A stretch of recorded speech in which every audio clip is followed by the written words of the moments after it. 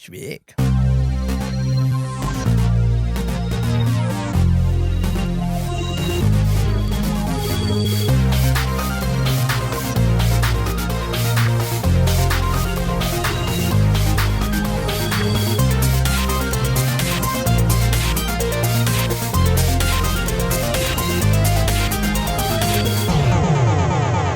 And welcome to the Pixel Podcast.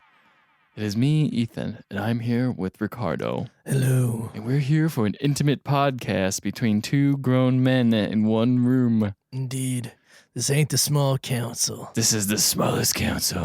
This is big. This is big Pixel Legends. Big time. Big pixel mode. So I was a combination of lazy and just not finding anyone, but I didn't find another person to get on the podcast. So it's just gonna be us. And you know what? I mean, we've had some great guests. We've had Parker, of course.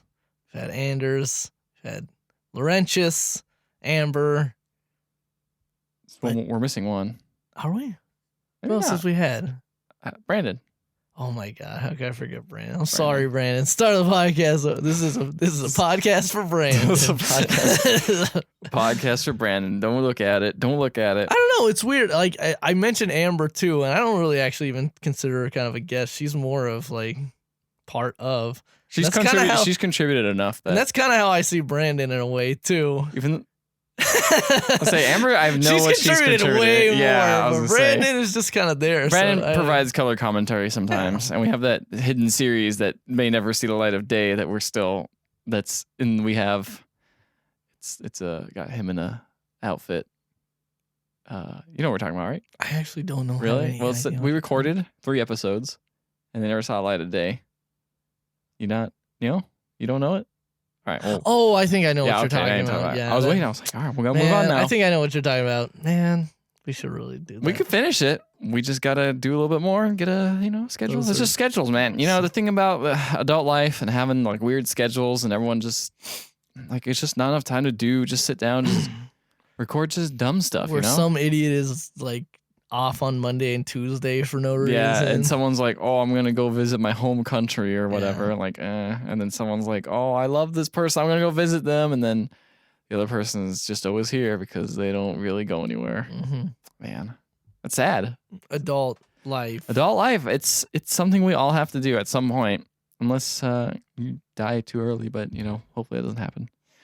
So, video games. Speaking of adult life, video games. This is a weekend of video games. So me and Ricardo had a couple experiences with different types of games. Mm-hmm. It's all about the game and how you play it. Yes. And one of those was playing or watching the what is it called? The finals of Here's a Storm. Spring Championship or something? I believe it is the Spring Championship. Let me give that a quick Google. I was drinking a lot, so I don't remember what I was watching. Yeah, I had work, and then I showed up, and by the time I showed up, Ethan wasn't drunk per se. It's just he had already had a couple. I was in a good place. It was- I was enjoying the show. I was enjoying the Heroes of the Storm. And I was in a good place because that was a fun night. I enjoyed it. I'm glad you had fun. Yes. That's one thing I wanted to ask you is you played Heroes of the Storm a little bit. Yes. Were you able to follow anything that was going on? Yeah, I think that Heroes of the Storm is unique in kind of the MOBA sphere because you do have team compositions of like Spring Championship Finals. That was okay, it. They're in Spring Seoul, Korea. Anyway, yeah. You do have like team compositions that are, it's kind of very similar to one another. Everybody's got to have some kind of healer support. Everybody's got to have, a tank, et cetera, et cetera. But I feel like that's a little bit more lenient than in other, like in League of Legends, where it's like you have to have a jungler, you have to have a mid carry, you have to have a top, and you have support and some other guy in the bottom or whatever like that. A little less rigid. Yeah, it's a little less rigid, and part of that I think is because the maps are so different. Mm-hmm. I honestly, it took me a few matches to realize what each character was capable of, because like in the first couple, it's just like things are just happening, and like I don't know what any of these guys can actually do, or like like we were watching with our friend, and she would like say, "Oh, that's bad," before things would happen, and I was like, "Why is it bad?" And then like 2 characters would die, and I was like, "Oh, I guess it was bad." I don't really know what's going I don't on. know what happened, but it's bad now. Yeah. Yeah, I was curious about that because the thing about watching, I know Matt talked about watching the League of Legends finals, and he said that he wasn't really able to comprehend what was going on. He said he was able to view Dota 2 a little bit easier, but I was curious how kind of Heroes of the Storm, and I feel like it's a little bit easier to track the objectives in some ways. Yeah, that too. And you can like easily tell like, okay, this number is obviously bigger than the other number, so sort of thing going on. And you can kind of tell positioning. Probably does have a lot to do with it. Like if someone's out of position, you can tell that, and you can still see like, oh man, that person's probably gonna die. Yeah. That's good. I'm glad you had fun though. Yeah, it was really fun. It was I don't know if because I figured it was because it was Blizzard, like the presentation would be a little bit bigger, because it actually was it seemed like a pretty small venue. It did, honestly. Like, I mean, the actual computers and stuff that were set up looked really nice, and the stage was fairly nicely set up, but it was pretty small and not like a whole, like, there was a decent amount of people there, but it wasn't like a huge crowd. Like, it wasn't like BlizzCon, where BlizzCon was like a ton of people just all watching, you know. And even the presentation of BlizzCon was a little bit more, a little fancier, because every time they would pick a character, it would pop up behind the player, and you get to see like an animation whenever the objective triggered or whatever in the background, like with all the screens. That's and it looked really cool. Here it was just like the character would be projected like on that person's like console that they were sitting at, and that was about it, which was still neat. You know what it reminded me of? Have you ever seen The Island? I have not. Is that the one with Ewan McGregor? Yeah, Ewan McGregor and Scarlett Johansson. Yeah, I've never seen it. Not a bad movie. People talk a lot of crap on it. The thing is it's okay. I feel like it's because it has Michael Bay on it. Most people are always like, that movie sucks. But it's like he's made a couple of like entertaining movies. It was entertaining. I remember liking it, but it had that. There's a scene back when it was sponsored by Xbox. Whoa! There's a scene where people are like, yeah, totally. Rock coming out and saying the Xbox is the best system. It's as strong as the Rock. The Rock is as charismatic as the Xbox. Not at all. No, it was. I just remember the Xbox logo being there. I think it was the Xbox. I could be wrong. But it had like they're doing like kind of like virtual reality fighting or something. But it had like the way the I guess grids were set up for like lights and stuff. Okay. Not grids. I don't know what they're called. Structures were set up for lights. It looked very similar to that. Anyway, it looked cool. But yeah, it was some interesting moments. The problem I have with Heroes of the Storm, like high top tier games, is everyone just kind of picks the same sort of like 10 characters and just kind of rotates them all, and they're all kind of like boring-ish characters. Some people will sometimes pick interesting characters for a while, and the before the night you came over to watch, there were some games with like Lost Vikings in them and Berkey and stuff like that, which were a lot more interesting. But you know, I guess it's a serious time. Heroes pretty much Muradin, Zool, Zool, yeah. Zool was in a lot of people's ETC. Falstead was in a lot. Yeah. When he wasn't getting banned. Yeah, that's true. So they did a banning and things like that. So it was pretty entertaining for the most part. I dug it. I'm bummed that Cloud9 are North American champions from last year, or from BlizzCon, I guess. Wasn't last year, half a year ago. They got eliminated in a pretty sad way at like 4 a.m. The final was between Chinese team Edward Gaming, and Korean team MVP Black. Yeah, MVP Black. And MVP Black took it pretty handily. Yeah, and we're not entirely humble about it. Nope, and then really proceeded to spank each other with the trophy at the end of the presentation. Yep. They Korean teams are very much notable for being not humble. Yeah, and a lot of people don't like them for that reason. But you know what, man? I don't know if it's a cultural thing where it's just like they're just gonna say it how it is and how they think it is. It might be because they would just straight up say stuff like, "Oh no, they're just not a very good player on that team," or whatever. No respect. No respect. But yeah, that's kind of how all high end gaming is, though. Like Street Fighter 4 kind of devolved to. You wouldn't see that many variety. It's true. Like it was just Evil Ryu and like everything. Yeah, Evil Ryu. Like that's why when stuff happens, like when Infiltration pulled out Hakan against who was it? It might have been Shin. I don't remember. That was like 2 years ago at Evo. Like people go crazy because you never see those characters at high level. Because I guess that's a risk. You're playing a character that you're hoping that your opponent hasn't prepared to counter that, and you're thinking like, this is my secret weapon, which is an interesting thing that doesn't happen in like most other kind of sports. Just esports, man, where it's just like this character you think isn't that great, they're gonna try using that strategy. Exactly. It's weird. Esports. They're weird, entertaining, and you can drink a lot during them and then pass out. Yeah, that's what you did. That's what I did. It was pretty good. Let's see. And we also watched some other type of sport. Yes, some other type of fake sport. With it eating it as well. WWE WrestleMania. Ricardo had a nice little party at his place. Yes. With basically all of his family. Yeah, it was and then me. My two brothers, my 2 cousins. One of my roommates started off watching and then proceeded to die because he was in Florida and then got sick and so had to go die. Poor guy. He had no voice today. He had no voice yesterday. He barely had a voice. And then the other one came down and watched most of the show with us. And then Ethan with his girlfriend. Yeah, with his girlfriend. Ethan was there the whole time. Man, first of all, WWE Network is pretty spotty when there's a lot of people watching. People slamming it. They're like, we're not used to this volume. Yeah, even though it's been around for like 2 years almost now. But this WrestleMania broke attendance records, obviously broke viewing records. They had to have an entire segment to tell us that. Yeah, they really did. Yeah. So I have never watched a WrestleMania ever. Yes. Especially not all the way through where I just sat down. It's like, I'm going to watch this. Do you watch any pay-per-views? Just like sit down. The thing is if I watch wrestling, I never pay full attention to it. I never sit down and go, I'm going to watch this thing. I'm going to be like, I'm playing a video game and I'll have wrestling up on my second TV or whatever. All right. Just fair enough. Back. Sometimes, not often, enough to catch things, enough where Total Divas will come on and I won't change the channel. Just whatever. All right. I'll forgive you for that. Well, whatever comes on, man. No, people love that show. It was all right. It was whatever. It's like a reality TV show. I didn't expect anything from it. But yeah, so this is the first time just sitting down and watching WrestleMania, and I gotta admit, it was pretty fun watching with people and having like commentary over the whole thing. That was a lot of fun. But show itself was kind of dumb. Yeah, this was a pretty overall lackluster WrestleMania. It had a lot of weird booking decisions, as they say in the business. Certain people won the matches that maybe didn't necessarily need to win their matches. I'm looking at you, Brock Lesnar. But I'm looking at you, Chris Jericho.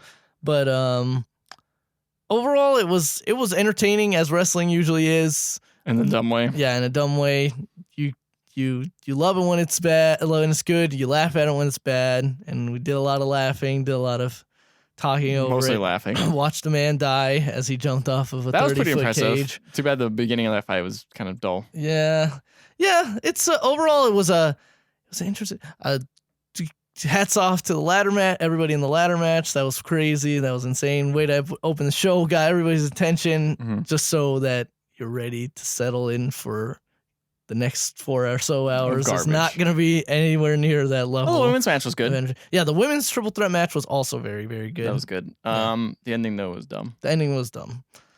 That's another thing I have a problem with. But again, don't want to necessarily fault it too much because the rest of the match was great. Yep. And that was also the first women's title because they're no longer called Diva titles. And also they're like kind of presenting the women's championship along with the world heavyweight championship, like kind of on, like they're taking pictures together and it's like kind of like mirroring and it's like, oh, finally, as opposed to just like this.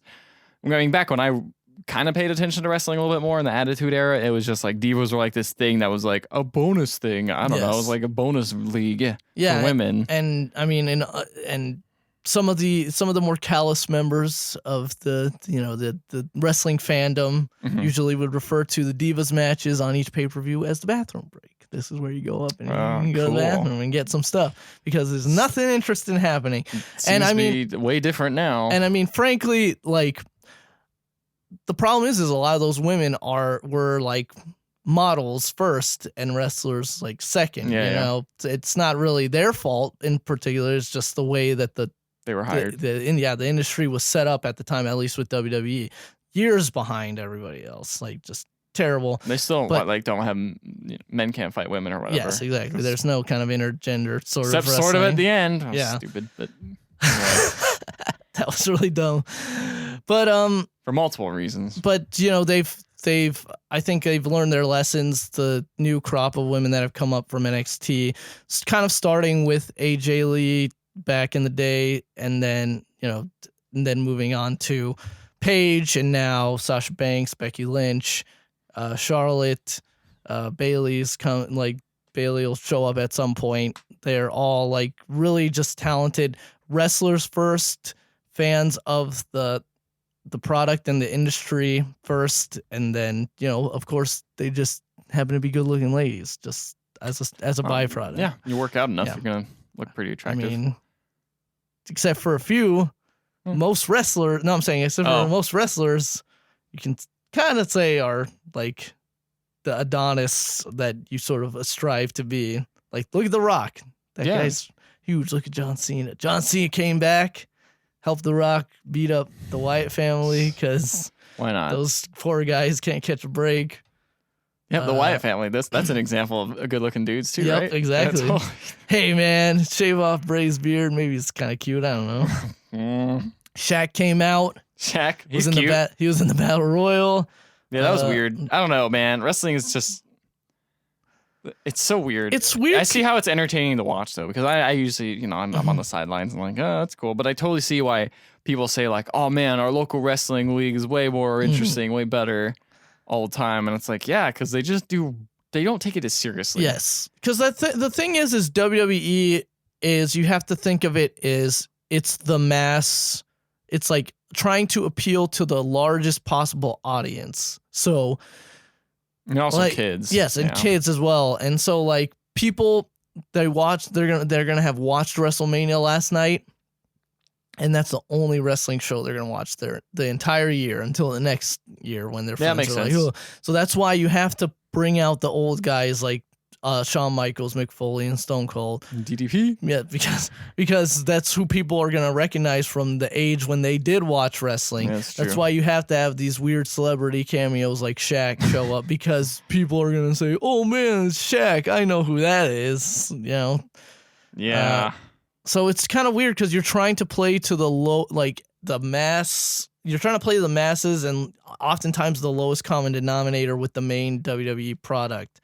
Because I think they're just afraid that they're not gonna, they're afraid that people aren't gonna accept things a certain way. Well, that's why you got to push someone really cool like Roman Reigns, and everyone really likes him. Exactly. God, they had to kind of like mute the audience sound at the end of the show, because Roman Reigns, the guy that kind of WWE has been championing as the next face of their product. Next Triple H. Yeah, who nobody likes really because of the fact that he was pushed way too early, doesn't have the skill set, doesn't have the mic skills or anything. He won at the end, won the WWE Championship. And everyone booed. And everyone booed, but you can not really hear it that much. You could hear it sometimes, but then they would cut out you could definitely tell they cut out the audio at certain points where I was like, here's just the music. Yep. Okay. All right. Yeah. So don't watch all of WrestleMania. If you want to watch a good wrestling show. Here's the thing: I had work in the morning, and we watched it a little bit late because Ricardo worked that day. Yeah. So we came back a little bit late. We started at 7, and it was getting late. It was about 11, and I'm like, all right, well, there's like 2 matches left. Like, do I really want to stay? It totally is not worth staying. No, don't watch all of WrestleMania. Watch the ladder match if you have to. Watch the women's match. Watch the Taker Shane match just to watch Shane jump off of a thing, although you've probably already seen the gifs of it, which is just pretty crazy in itself. I just like how we all said that wasn't going to happen, and then it's like, oh, he's doing it. Well, my older brother was just he was like me with the Last Guardian announcement. And he was just 3. like, it's not gonna happen. Like, it's not happening. It's not gonna happen. It's a Gonzalez trait, It didn't happen. So if you don't watch that, if you want to watch a good, just 2-hour wrestling show, watch Friday's WWE show, which was NXT TakeOver Dallas, which had just great matches from top to bottom, from men, women, tag teams, everybody. Just fantastic show. Oh, New Day had Bootios, which is pretty cool. Oh yeah, the New Day came out of a cereal box, and they were all wearing Saiyan armor from Dragon Ball Z. Yep. So that was cool. That's about it. But that's about all right. That's enough wrestling. I think Matt's ears are burned enough. Yep. He probably heard this and was like, wow, this is way too long. So I made sure to keep it less than 10 minutes. So let's talk about actual video games we've been playing. Video games. So what have you been playing?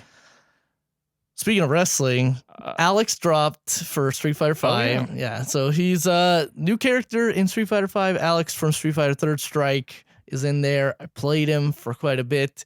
I'm not great with him, but he seems like a pretty interesting character. He seems up your alley a little bit. Yeah, he's a grappler who kind of has a lot of different poke type moves and like a lot of weird properties on his moves, but he has so many moves. He has a lot. Like so you have to scroll moves. Down and it just keeps scrolling and you're like, whoa. And so many moves that you have to take on a different mindset if you want to initiate into that move, because he has charge moves, he has quarter circle moves, he has half circle moves, he has dragon punch moves. So he's like, you got all the moves. Yeah, he's just all over the place. And, so obviously I do what I normally do, just play around with them a little bit, check out some videos, and then try them. Not great with them, but he seems fun. And now that game has trials. And he has a great story mode. Oh, yeah. He just sits there and is like, I've been kidnapped. And then I just fight in the grid now. Yep. I got out. It was a dream. No, it wasn't a dream. Yep. It was great. I loved it. It was great. He found in his pajamas. Just as high of a level as all the other story modes. Just hits that mark. Production values through the roof. Oh, crazy, man. There was like probably 5 pictures I looked at. Yep. The stills they recycle for like, oh, this means he's like mad, or oh, this means he's like getting hurt or something. It's the same picture. It's so good. It's great. So good. Great. So I was playing that, and then I was also playing. We're not really talking about video games here because the other game that I played is what everybody else is playing right now, and that is Miitomo. Oh, Miitomo. Nintendo's. I've been playing that me as well. Yes. Nintendo's weird first mobile app? Not really. People were calling it the first mobile app from Nintendo, but it's not really, right? I think they've had some before. Wasn't that? No, wait, no, it wasn't. No, that, I was gonna say that they technically the Pokemon Shuffle one is one, but that's made by a Pokemon company. This is just put out straight up by Nintendo, I believe. Yeah. So that counts. This is the weird. This is like social media that Nintendo can make, like just how Nintendo does its own thing. Yeah. Do you remember that app? I was on the Wii. It was like Pull Your Friends or something. Or Pull the World. I don't remember what it was called, but basically you would go in and it'd be like a monthly poll or something, and everyone would vote. Oh, everybody votes. That's what it was called. Oh, okay. And everyone would vote, and you look at it and be like, "Wow, people really do prefer hot dogs over pizza. That's crazy." That's not true. It's not true. I made that up. That's not true. And then you can break it down by looking at that. It was weird. I didn't understand it, but it was just one of those things where you just vote. It didn't last long. They shut it down. This reminds me of like they picked up the pieces and they're like, you know what would be fun is if you just talk to your friends, Yeah.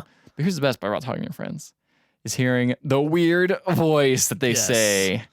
Because the way that Mii's and Miitomo talk to one another is, I think this was first actually implemented in Tomodachi Life. I think so. Where it's a weird like Vocaloid that you can change pitch and depth and like accent and stuff on it, and then just come up with like a really terrible sounding voice. Yeah. One of our friends sounds like a smoker. It's great. And it sounds like they're dying every time they talk.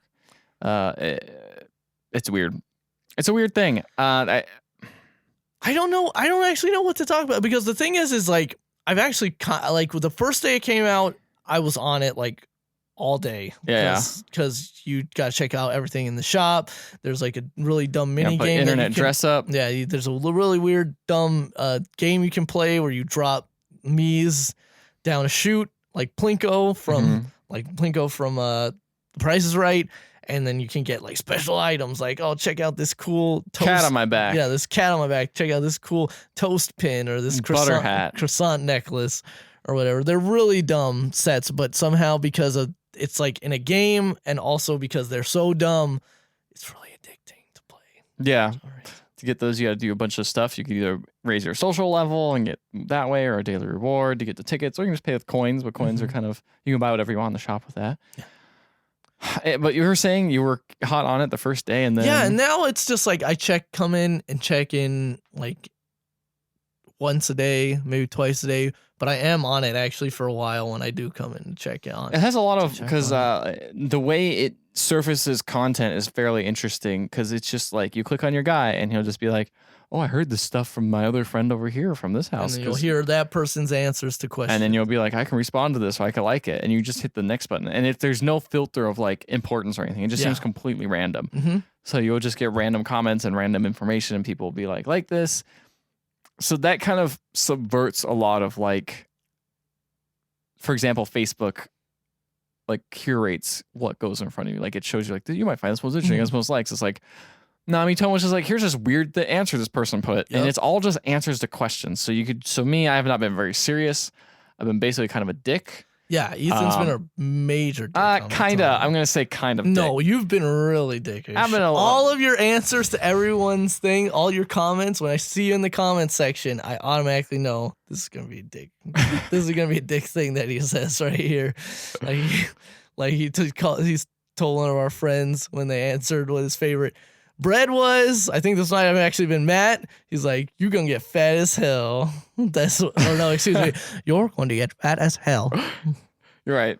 Okay, I did. Also, say that. this is an interesting Nintendo property. Why did I say that? What's up? Why did I say that? I don't know. Man, what's wrong with me? Because you go into weird blind fugue states. Yeah, fugue states when you get on Miitomo. That's the thing about Miitomo is it's like, here's the thing, is I act like a dick because I'm like, man, I can just do whatever. None of this matters. None of this matters. But then I'm like, all these people start adding me, and I'm like, oh, these are like people I know in real life. Yeah, like, and they're gonna mildly respect, and they're gonna see my terrible answers. They're gonna see my horrible answers. That's another thing too, is that this is the first Nintendo game that seems to not care about profanity. I don't know if that was intended or it's just Nintendo in their innocence didn't understand. No, I that think it's people were intended gonna because use it. the idea is it's not public, so you're going to be adding friends through Facebook and Twitter. You're right. So you're going to know these people, and it's not like anonymous people being dicks to each other. It's like I know everyone. Like I am friends with everyone I know. True, so.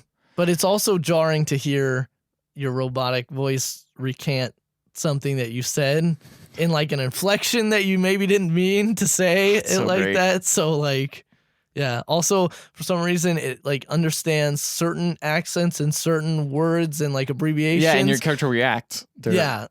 So, but like not others. So it's kind of weird. It's also weird because sometimes the context of the word changes, but they're always going to react in that one way. Yes, exactly. It's funny. It's weird. It's a weird thing. It's super interesting. Yeah. I don't see people using this much longer than a month though. Yeah, like, people are probably going to fall off. The fun thing for me is I like the dumb photo editor because you can import your photos that you take and then like put your me in front of it and like making a dumb reaction and put some words or like put some stickers on it and it looks really dumb. Like I like it because it feels very Nintendo-y. It totally does. The way things unlock for the you. Way the way it doesn't quite run very well, and it's kind of too. clunky in the interface, but also it looks kind of cool at the same time. And it has great music. It like does. Sometimes I go over to somebody else's house and they'll be playing the song, and I'm like, why isn't this at my house? Why can't I choose what song is playing at my house? Because this song is great. Yeah, that is kind of a more missed opportunity, is kind of being able to decorate your house, because you can go to other people's houses, but it's like there's no point really. Point. Like, except that now you have that person, you can talk to that person, because that's another weird mechanic. Because like, you know how most phone apps, they got like some sort of resource to limit you unlocking everything at once. Mm-hmm. They have candy in Miitomo, and your friends will only answer X amount of their questions before you have to start feeding them candy to unlock more questions. Unless you go through the random selection, or unless free, you go through the random, random until basically forever. Yes. But it's also very slow and clunky. Yes. And you have to hear your character say it as opposed to their character. But just hearing people say it is just funny. Yeah. It's funny every time. It's a funny game. So it's not even a game. It's a funny thing. It's the most Nintendo thing they could have put out. I'm enjoying it. I am feeling like I'm getting to the point where I'm adding too many people, though. And it's like, this at first I would envision it just being a little thing for me and like but my now close friends. It's getting bigger, and like everyone's like, for some reason you can see mutual friends. I can't see that. Yeah, I can see mutual friends. Like I can see when people, like users who have X amount of same friends that I have, and it gives me the option to add them too. So it's like, it's weird. It's getting into to be another social media outlet for me, and I don't know if I. But I like it as long as I remain this dick. My persona is just an asshole. Yep. It's just a whole. It's funny too because you you do something and it gives you a personality based on, I guess, ways you like the way your voice is. The way your voice is and the way like you kind of answer stuff. I forget what it is. It's like a Venn diagram. It's like, how are you? Are you outgoing? And you're like, I don't know, kind of. So not Venn diagram, a web graph. Yeah. So I think it's like I'm like easygoing, optimistic, or something. Yeah, I'm easygoing like, too. Yeah, and you're easygoing something, or I forget what it is. But none of that seems to matter because it's not like your me changes like the actions they do based on. It's just dumb. It's just weird. It's dumb. Weird. But I dig it. It's kind of everything I hoped it would be. Honestly, I wasn't expecting anything different. The other game we played just before this podcast was a local multiplayer game that I picked up off of the Humble Bundle Monthly, which I still subscribe to, and every time it comes about that time where it's going to re-up it, I'm like, I should probably unsubscribe from this. But every time I'm always like mildly surprised by what everything is, and I'm not ever like mad that I spent like $12 on these random games because 90% of the games I don't own, and they're all like pretty solid. And they also release games like this game just came out. Stikbol just came out. Stikbol just came out a couple days ago, I think. But I got that one for in that bundle.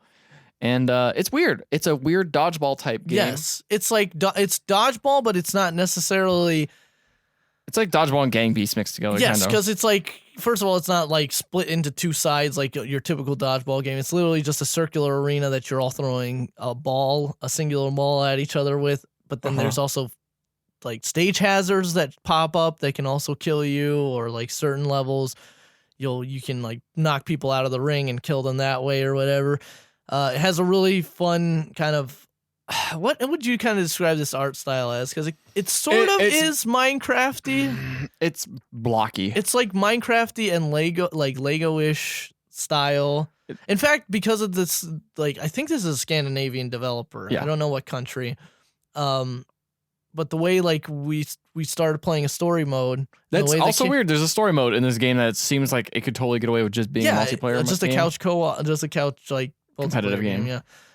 The way that the like characters were moving around and the humor and stuff was like really reminiscent of like a Lego game for some reason for me. Kinda. Everything's very blocky. Everything's very simple. Like everything is just square. Yeah. And it's so super low on polygons, super high on style, if that makes sense. Yeah, like the colors are bright and vivid in every stage and every menu, and like the music is great. Like every stage has a different theme. All the menus have different. The cool thing about each stage having a different theme is it also plays different. Like for one of them, you can knock people off the edge of the map and they die. You can just straight up just murder people. Other ones you can't do that on. But there are hazards in each one, and when you die, you can control some of those hazards, which is cool because it gives you something to do when you get eliminated. Because there's player elimination, as most game designers know that like you don't want to have player elimination generally because it usually makes someone bored. Combat that by having them be able to do something or making player elimination really, really hard. And that's and so since they're allowed to do something, it allows them to contribute to their team after they die. Yeah. So like for example, in that stage that we're talking about where you can get knocked off, it's like is it like an oil rig? It's an oil rig. It's an oil rig. And after getting killed, the player can control either like they can throw a whale onto the oil rig and that can squish characters and automatically knock them out. Yep, they can shoot lightning. Lightning can shoot water streams that'll push the players around and stuff. And knock them off, Yeah, and they're on cooldown, so it's not like... So although at points it gets pretty hectic, it's not like things are just constantly always flooding the stage. And it does get worse as more players get eliminated because they each get control of something. So it's neat how... they kind of escalate the game as it goes farther. So your character eventually it just gets crazier and crazier and eventually get eliminated. And again, it's basically dodgeball. You hit the person once with a dodgeball, they go into kind of a stun mode, and then if they get hit again, they're eliminated. Same with most hazards. Yeah, most hazards will put you in a stun mode, and then kill you, and you can then get hit again. You're out. It seems like there's some pretty big numbers we're talking about. It seems like you could probably play this with 6 players, maybe more. I feel like it's 6 people is the max you can play it with. You can add more bots though, so you can have I think you can have it on 4-on-4. So and the bots, when you up the AI on them, they seem to be pretty decent opponents. Pretty solid. We had a pretty good time just playing with us too. I'm curious to see what it'd be like with a bigger group. A solid entry into the ever increasing local multiplayer game scene. I like it a lot. It's simple. You're essentially using both sticks and then the triggers, and that's pretty much the whole. Yeah, it's very easy to pick up, but kind of one of those games that seems hard to master. Mm-hmm. I was pleasantly surprised by a free game, or not game, free game, but game I picked up accidentally. I don't know. Well, a game I found in my wallet. Something we didn't talk about last time, but I think that you picked up the same way. Wasn't Sloth Game? Oh yeah, the Sloth Game was the same way. Yeah, which also ended up being a pretty decent game. I feel like Stikbol has a little bit more. Stikbol's a little bit more polished, a little bit more to it. And it feels like it's considered maybe like balanced a little bit more than Sloth Game. But Sloth Game was a fun time also. That was a top-down kind of multiplayer shooter. Shoot game where you get a gun and you shoot things and try to collect the pizza and complete your pizza pie. Yeah. Very internet. Indeed. But still enjoyable. Whereas Stikbol, I enjoyed the humor in that little bit of the story mode that we played also. I feel like I could. The Sloth game seemed like a nice novelty, while the Stikbol game actually seems like a kind of a contender for one of the higher up local multiplayer games that people will come back to. Just because of its style and the way it plays and stuff like that. So, indeed, what a recommend what a neat game. What a neat little thing. It's on PS4 and PC, right? Yes, it's a PS4 PC. Interesting. So I picked up a game. Okay. Called Hitman. I don't know if you heard of this game. Oh, really? It came out with Did you also play it while we were playing when we were watching the championships during the break? Yeah. And playing it poorly? I played it perfectly great. I completed the level perfectly fine. So this is the Hitman game that came out. It's $15 if you want to buy it, everything that's available right now, or it's $60 if you want to buy it with all the season pass and I guess season pass technically coming in. So this is the game where they were making it a full game, and then they decided really weirdly about a couple months beforehand that this is going to be episodic. We're refunding everyone their money. And That's really weird. Everyone's like, what? But honestly, playing it kind of makes sense to put it episodic. Does it? Yeah. So the interesting thing about it is there is only one level, or one real level in this game. There's 2 training missions beforehand, which are pretty well done. They're pretty cool because it's set up like everything is fake around you. So everything's simulated. So you're kind of in this giant silo looking place, and everything has got they have like a boat, and everything's kind of like cardboard set up to kind of make it look like a real boat and stuff like that. And real actors and stuff are walking around. So you're doing these practice Hitman missions, and they're real Hitman missions. The first one is definitely a lot easier and simpler, but it kind of gives you through all the mechanics of like, okay, you can disguise as this person. You know, if you walk around with a gun, people are going to see you and visibly, get mad.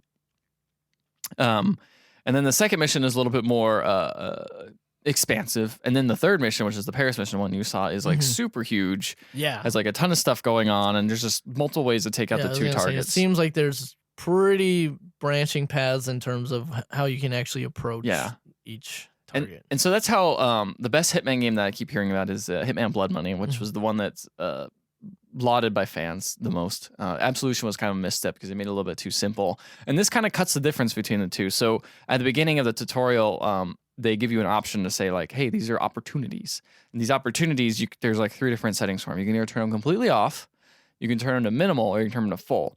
So what these opportunities are is when you're walking around the environment, some people might start talking about something. For example, the Paris level, there is a fashion model that looks very similar to Mr. Hitman, Agent 47. He's a bald man. Bald man with some eyeshadow makeup on. And you hear about this opportunity by these people talking and saying, oh, he looks so good. And then if you walk back in, they're like, hey, that guy kind of looks like that model. Just in case you didn't get it the first time. But if you had the opportunity to set the minimal, it'll pop up with a little light bulb above it. And the light bulb kind of signifies like, hey, you might want to listen in on this. You'll get some tips on how to complete your target. So you can turn that on full, where after you hear that, you'll straight up get a waypoint of what to do next. If you have it on minimum, it'll be like, find out more about this guy. So you go and you walk around and you find out more about him. I put it on minimum because I felt like that was a good challenge in between. So it wasn't like a complete hand-holding experience. Go over here, do this thing. Which, some people want that, and that's fine. I'm glad they have that option there. Some people don't want anything. They want to figure it out on their own, which is how a lot of the earlier Hitmans were. It was a lot of trial and error. Blood Money was very much like that, and that's why for me it was tough. I liked that game. I played a couple levels of it, but I dropped off because it got too hard for me. Like I just couldn't figure stuff out. I enjoyed watching like my brother play those games, but I don't know if I could have ever played them because it was too much trial and error and not like necessarily in design within the game. Like for example, Dark Souls is trial and error, but the game's designed around the fact that you're gonna die all the time. Yeah. This one's like you're dying and then you have to go through Start this all the way back. lengthy level with like scripted sequences all over again and then get back to it. But when you figure it out and get that perfect run, which I totally did. Oh yeah. I forgot the cell phone. I'm not gonna get it. Oh wait, she doesn't know me. I gotta go get the cell. She didn't drink that poison. I thought she was gonna drink. Nope.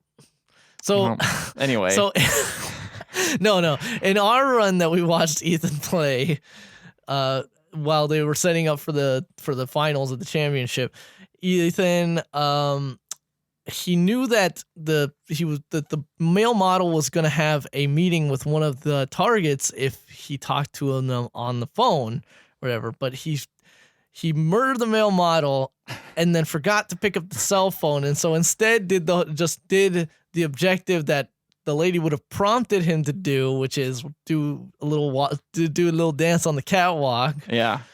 And then went upstairs thinking that, oh, I did the thing. She's just going to automatically trigger. She didn't. She never triggered. She just stood around, and Ethan kept walking up to her character model and going, talk to me. And she never would. She wouldn't pay attention to me. And she just started looping and doing her little AI routine. So then Ethan had to run all the way back downstairs, get the cell phone, then call her. And then she's like, oh, let's have a meeting. And then I just murdered her. And then, instead. No, that's the thing is you got poison. You put it in a glass. Nobody ever drank it. Yeah. So now there's just poison in glass. And then so you get this meeting with this lady, and then you just literally just strangled her and hid her in a closet. Yep. After this elaborate setup where you're like, no, this is her glass. Do you know how I know? My second thing was smooth. Is? I went down, found this recipe for a cocktail for my second target that I know he loves. Oh yeah, and then bare knuckle boxer. The bare knuckle boxer, and I went and made it for him. But then right in front of him, I poisoned it. Yes, and it was like, it's fine. That was kind of weird. Yeah, it's got a weird thing where if you're not disguised as the right, I kind of understand this mechanic the more I play it. But if you're not disguised as the appropriate job, it will flag and be like, that's because I was gonna say when you doing. poison the wine glass as dressed as the male model, everybody was like, whoa man, what are you doing? Yeah. And like literally everybody on that balcony looked at you, and then you just were like, I'm out of here. I just ran away.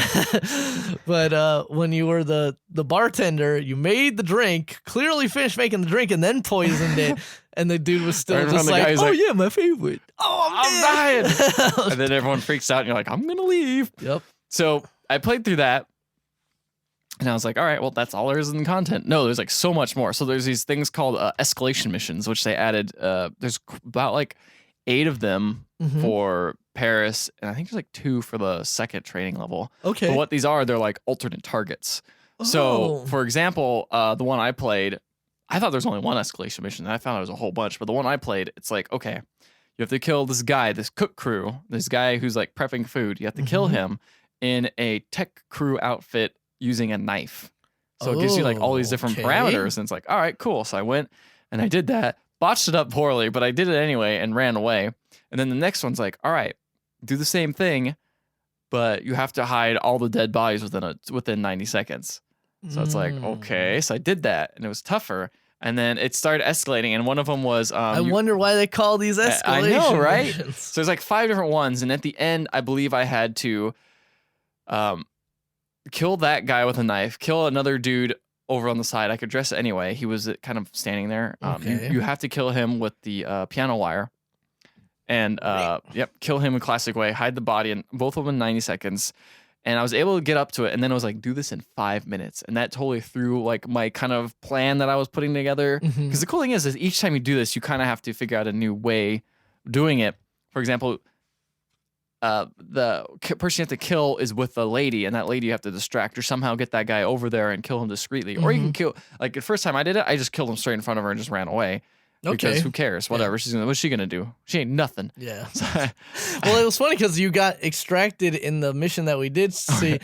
Because you take his helicopter. There was a helicopter, and it had armed guards. And then Ethan walked past them, and they were like trespassing, and they were alerted. But Ethan's just like, I don't care. I'm just getting on the helicopter. And then the level the level ended. Exactly. Like that way. So I did all that and I figured it out and it's like, oh man, 5 minutes, I did it. And then I finally realized that as you've been playing this game and you get more, as you complete the level again and again, you unlock different ways of starting the mission. So I realized this right when I was kind of done playing. I looked at it and I was like, oh, okay, well, there's no way I can do this in 5 minutes. Like I tried over and over again and I was doing all these sloppy things and getting caught and getting shot all the time. But I realized you can already start off disguised as like a kitchen crew planted in the area. So you could just start off that way and cut a lot of time out of the way as opposed to walking in the front, getting that guy off in the corner. So there's a lot of different ways to approach one single mission. That's cool. Yeah. There is also another way at the opportunities is they give you kind of like challenges. So the way to master these levels and unlock more ways to complete that level is you can do the main objective, which is killing the lady and her husband. You can do that main objective in different ways, and then you'll get more mastery. For example, like, I found, I killed her with a chandelier off a malfunction, like an accident, quote unquote. It wasn't anyone's fault, and you get some mastery points for that, and then you can get to unlock more things. And same with the escalation missions. So there's a lot more replay value on these type of missions, and I wonder if this was not episodic and they just released this all at once, is if people would notice that as much, if they would actually spend the time to look at each mission individually and kind of see all the construction, all the massive, like these levels, this level's huge. And there's all these moving parts all at once. And even though I played it a few times, I would still discover certain parts of the mansion that I never saw before. Yeah, like, that's an interesting point. Like, yeah, it's kind of, not forcing, but it's kind of showing the player, having the player spend a little bit more time in these big playgrounds instead of just being like, I'm just gonna do it the way I wanted to do it, so I can get through the next. So I can get through the next level. Yeah, and that's why I did in Blood Money, and I know there's totally multiple ways to do everything in that game as well. But this kind of lets it breathe, and it kind of encourages you to do different things. And it feels almost like it's teaching through just intuitive gameplay, like the player new things. Because again, like in a lot of games, you find something that works, and then you just play the rest of the game with that way. But in this way, it seems like it's like, especially actually, actually, if you did it this way, that works too. And in fact, maybe you'll find that you like it.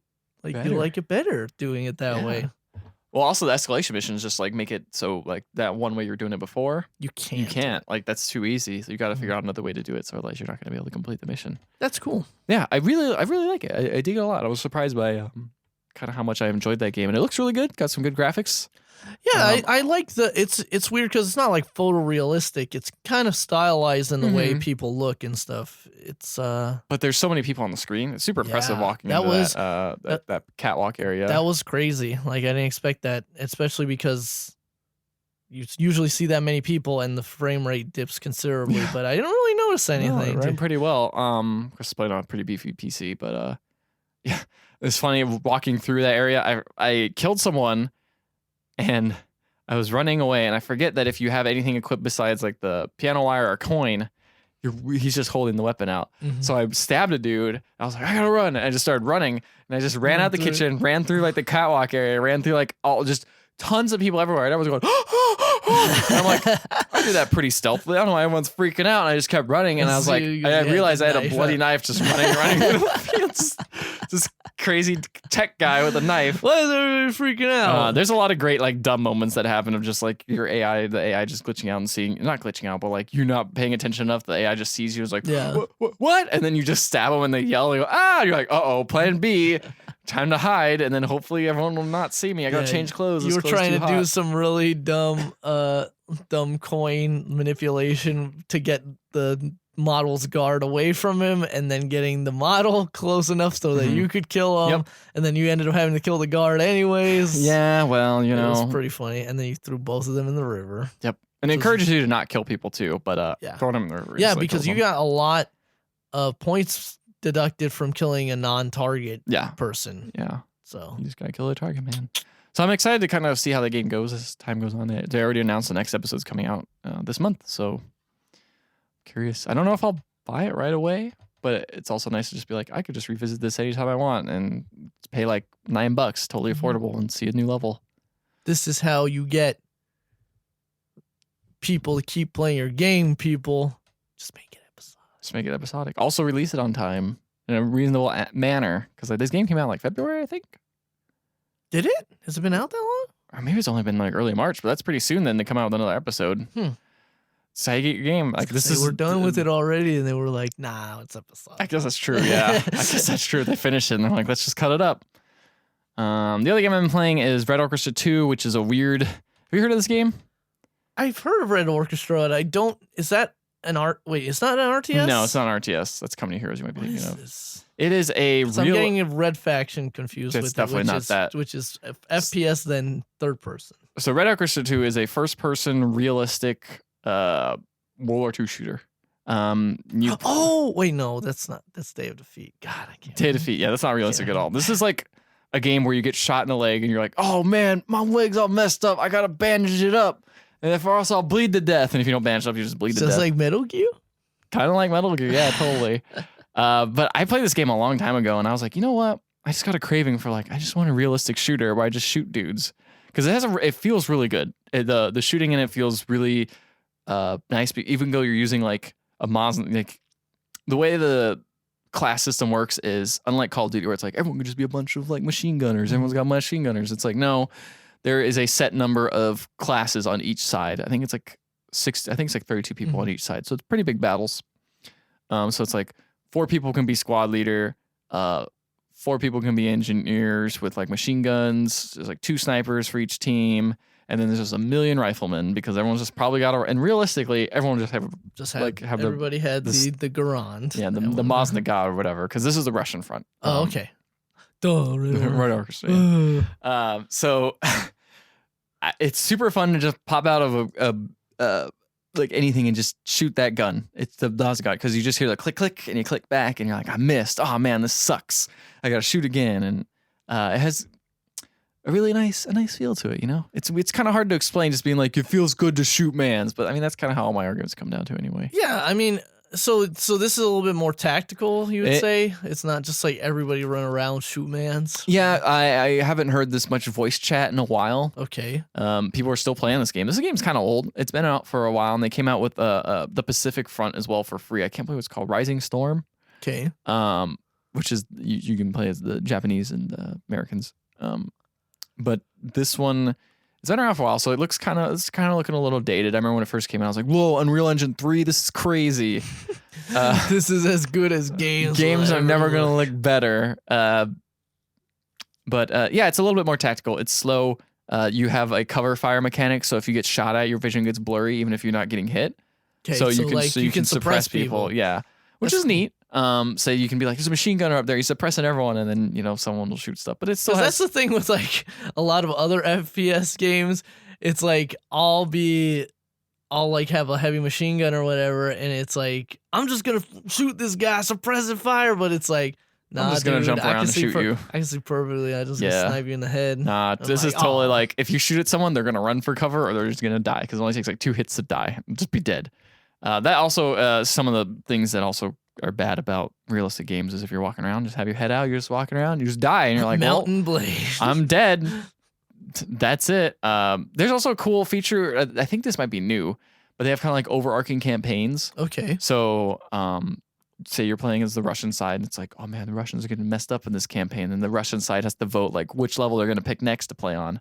And then, if they're defending, and the Nazis will check and see like which ones are going to attack. So the level will change depending on it one, and then you'll have certain disadvantages and advantages depending if they're attacking or defending. It's got some. It's interesting. It's an interesting little game that is surprisingly still well. Like there's a lot of servers and a lot of people are still playing it for a game that's a couple years old. That's kind of a feat for multiplayer. That's neat, and I feel like that's one of the things that PC does well. Is that it cultivates communities a lot better than console games. I was so surprised on how many people were just using communications like, get A. Oh my gosh, guys, there's a machine gunner up there, A. Oh, it made me feel nostalgic in a lot of ways. Like I used to play games like that a lot with like a clan, get in groups and shoot dudes and like friends and like get in a group and be like, oh man, there's so many people here, don't spawn in here and all this stuff. But none of my friends now really play FPS, like hardcore FPS games. So everyone just plays Call of Duty, which is basically like, hey, let's just talk because tactics don't matter. Let's just hang out and say like this guy killed me and it sucked. I hate this bunny guy hoppers. killed me. He's here, but you can run he's super gone. fast, so he's already in the next part of the map. Exactly, yeah. Also, he's dead now too. Yep. So. It's not like, oh man, the sniper's here. He's messing everyone up. And then everyone tries to kill that sniper. And he's like, nah, I'm too good. I'm too sneaky. And then you get a jump on him. He pulls out his pistol and shoots you. That game's really cool. I've enjoyed my time rekindling that fire. Rekindling the fire. Dark Souls 3 comes out next week. I thought it was already out for some reason. No, because everybody's already played it. Like I think reviews are already and also out the for Japanese it, so. version. You hear about that?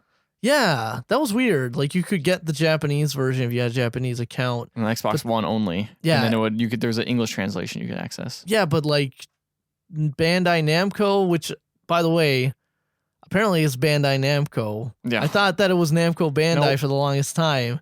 I don't know if it was if that's like a Berenstain Bears situation where the whole time it was just one thing and I just mentally put it in. Have you heard about that? No. Did you ever read the Berenstain Bears when you were a kid? I've never heard him say that. I always called them the Bernstein Bears. That's because that's what I always called. That's what everybody always called it. But then somebody finally pointed out, that's an A, right? It's like AIN. What? Yes, exactly. That's what I'm saying is like Berenstein Bears? it's Berenstain Bears instead of Berenstein Bears. Berenstain. What? Yes, the whole time I thought it was So Berenstain no, I have not Bears. heard this, as you Yes. can tell. So this is a thing. So like that's my situation with right now. That's It's like I don't know if it was always Namco Bandai and I just wasn't That's paying like enough Harmonix. attention. Harmonix. That's not like Harmonix. that's No, a you it's the thing. same. That's a you thing. It's the same thing. But yeah, Berenstain Bears. For everyone who didn't know, if you ever read those books as a kid about that bear family where one of them had a hat, and I don't remember what the rest of them looked like. It wasn't Berenstain Bears. It's It a was bummer. Berenstain Bears. Well, that's a revelation. Indeed. Let's take a quick break.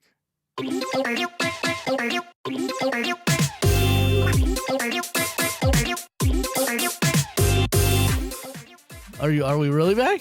Yeah, we're back now. Okay. Hey, Hey. what's up? All right, we're talking about the news now. What were we doing before? We were talking about other stuff, but now we're talking about the news. Okay. All right, let's talk about let's start off with some great stuff. By great, I mean terrible. Remember how we talked about how fun Nintendo was? Well, Nintendo is not.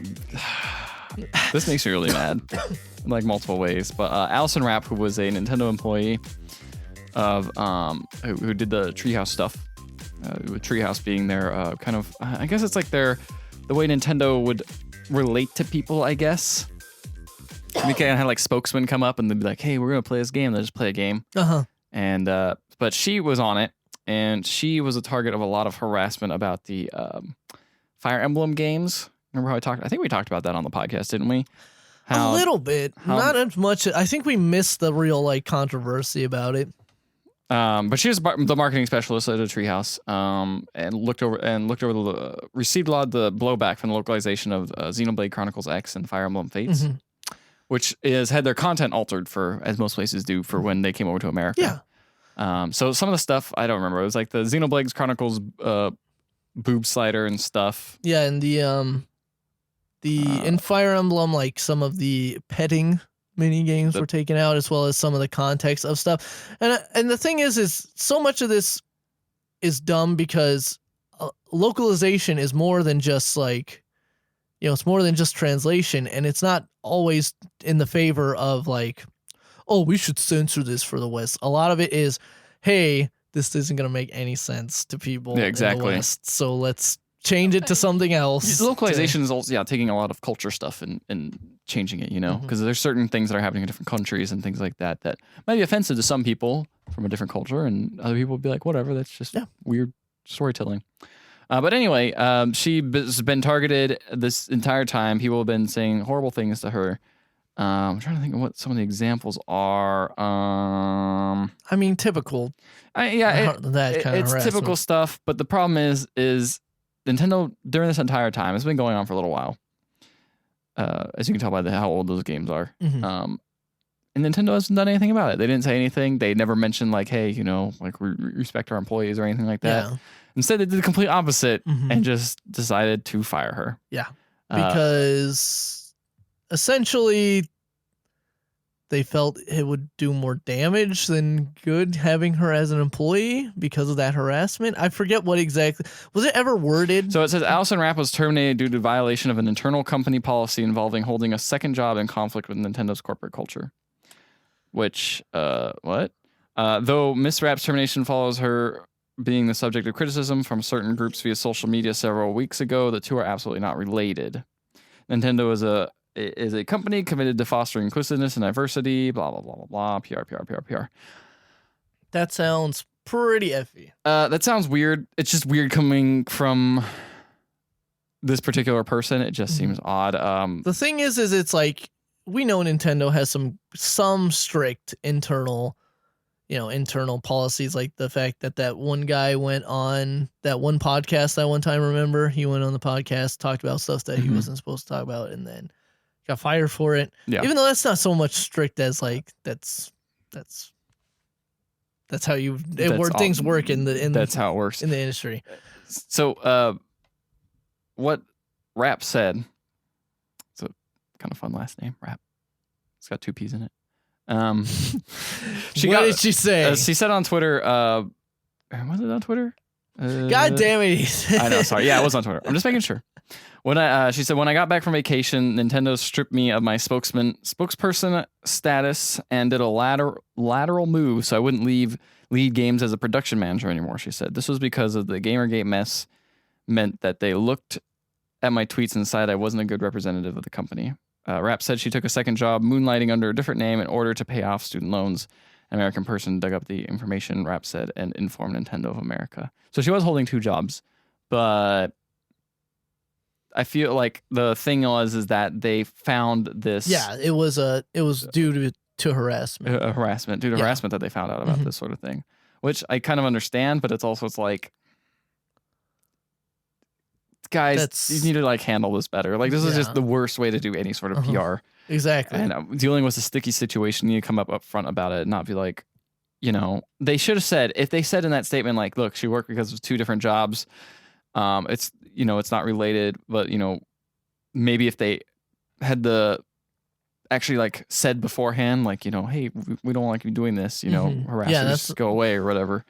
It's like the worst way to say it, but I mean, frankly, just understand the extenuating circumstances, like kind of understand extenuating circumstances and make some sort of deal with her, like as opposed to just outright firing her in this policy.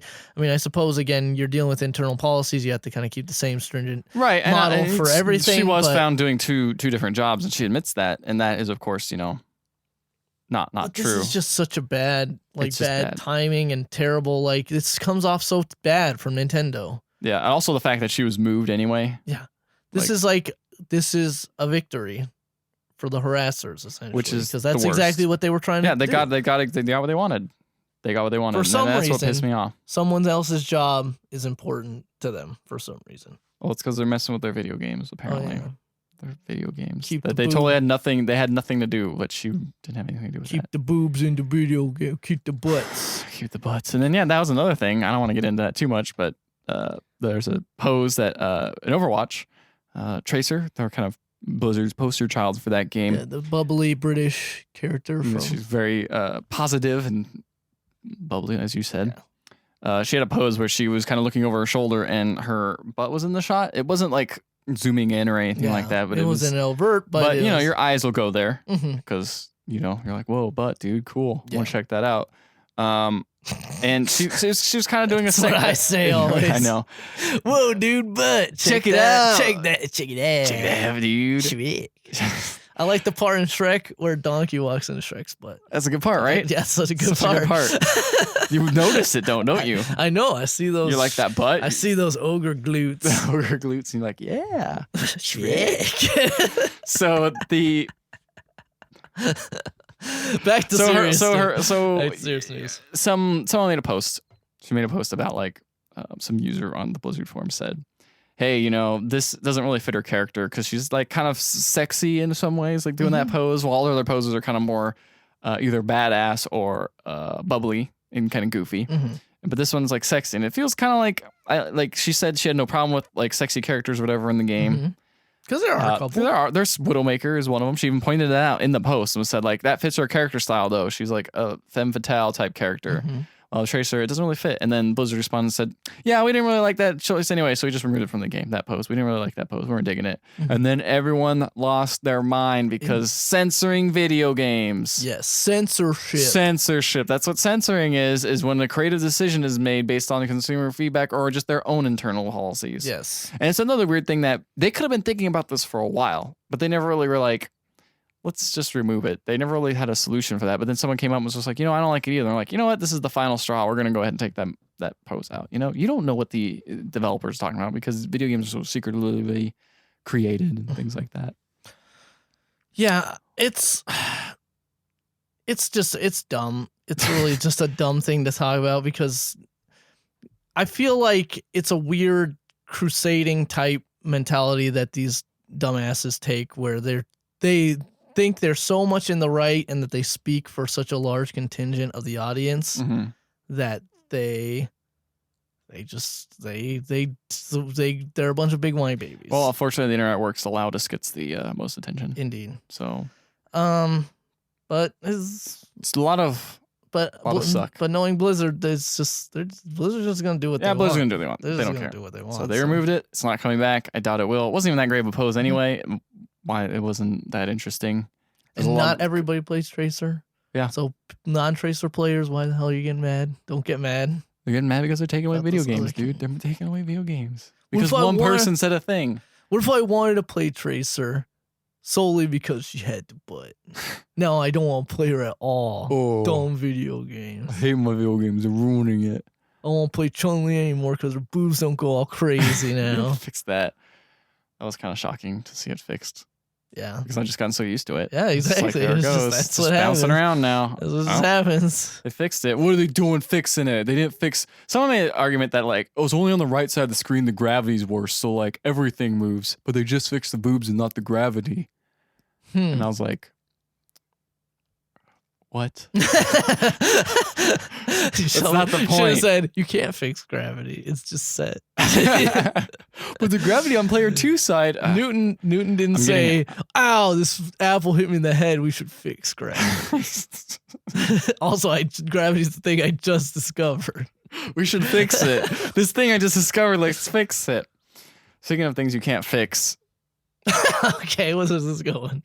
Danny DeVito has no idea what Pokemon is. And someone asked him, like, hey, will you do a Detective Pikachu video game? And he said, nah. Oh.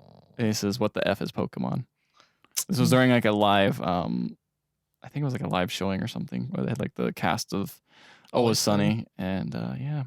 Well, that kind of sucks. He might do it if he gets paid. Just get, like, I don't know, some guy who can do a Danny DeVito-ish voice. There you go. Here's what you do. Yep. You get John DiMaggio, who plays... No, not John Cena, although that would be hilarious if John Cena voiced Pikachu. Would be pretty good. John DiMaggio, who voiced Marcus Phoenix and Bender. And he'd be a pretty good one. He's got that gruff voice. Yeah, he does like a gruff Pikachu I just want a gruff Pikachu voice. That's all I want. Yeah, there you go. That's how you would John talk. DiMaggio. Perfect. John, he'll do it. Dom. Rico, you got me this job. Can I ride the Brumac? It's a worm. John DiMaggio is actually a very talented voice actor. No, he's good. He's pretty good. Did you ever see Batman Under the Red Hood? No, wasn't he? He does the Joker. He was a Joker. Yeah. It's a crazy Joker. Pretty good Joker. You never hear him again as a Joker. And the DC Comics. Everybody's just like, I like Mark Hamill Joker. Why isn't this Mark Hamill? It's like because he's just tired of it. Yeah, he's been doing it forever. He's gonna do another one. He's in the I saw in the Killing Joke. I mean, if there was one for him to come back for that, it would be that. The Killing Joke. Killing Joke. Kevin Conroy. The biggest. Yeah, Kevin Conroy's like, I ain't doing nothing else. What am I doing in my life? I'm just Batman now. I am the Bat. I am Batman. Well, they got Ben Affleck to voice him. That'd be crazy. What? So here's bum news for you. Well, actually, just in general, bum news. for you? For you? No, this is bum news for you.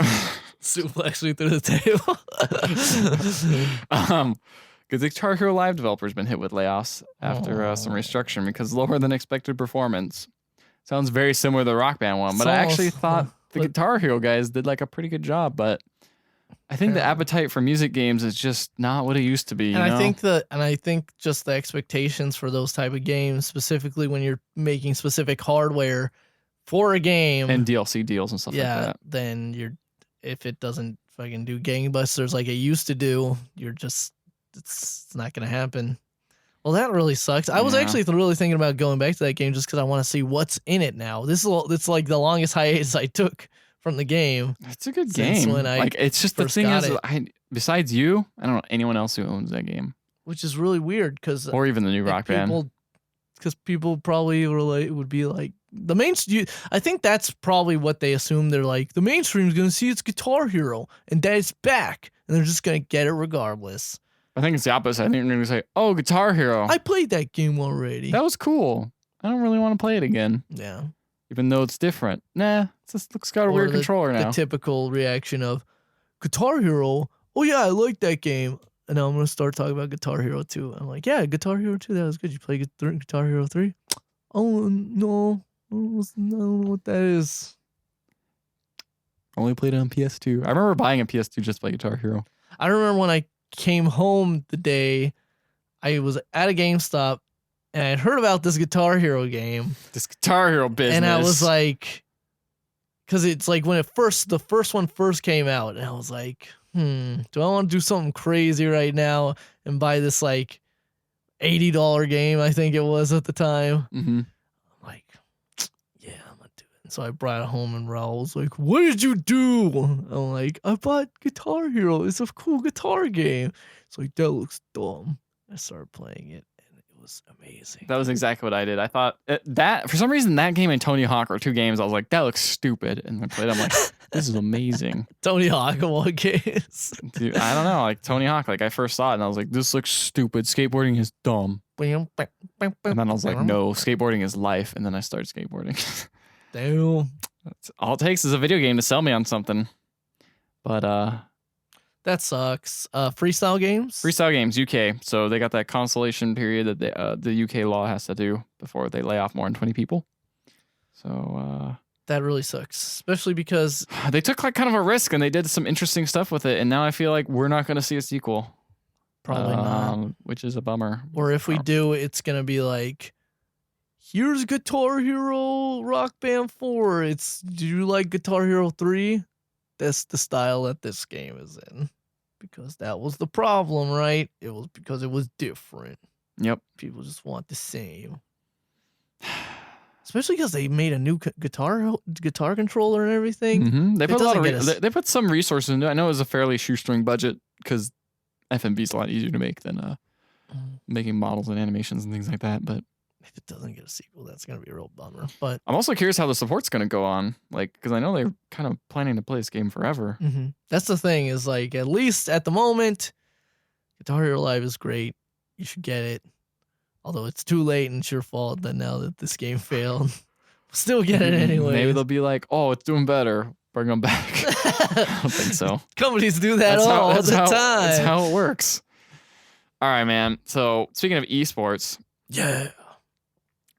University of California, Irvine. Have you heard of that place? Yes. Have you seen it? You got the anteaters? Have you been to it? I haven't been to You've it. Been I've driven past it a few times. I've been to it a couple times. It's a university. They're having the first public state-run school to officially support esports and give away scholarships for it, which is crazy because there's been a few different private schools that have had scholarships, but it's like whatever. That's just a weird private school. This is like UCI. This is a public school. This is insane. This is insanity. They're also building a like dedicated cafe. It looks pretty cool.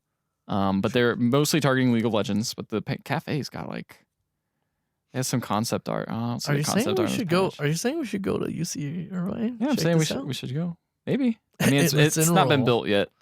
I think it's coming out in the fall. They're gonna build the thing, but I think the thing is if you look at this, you can look at this in two ways, and it looks either like a logical next step or completely dumb. And this one, in like the logical next step, it's like esports. It's just like it's snowballing. It's getting a lot more popular. Actual sports outlets are covering it. They give scholarships out for regular sports, which I mean, if you really think about it, is dumb kids game. it's regular sports. Yep. This is dumb kids game, eSports. Yep. Just give them a scholarship for it. But on the other hand, football is never going to be like an obsolete. There's not going to be like a football 2, you know? Like, yeah.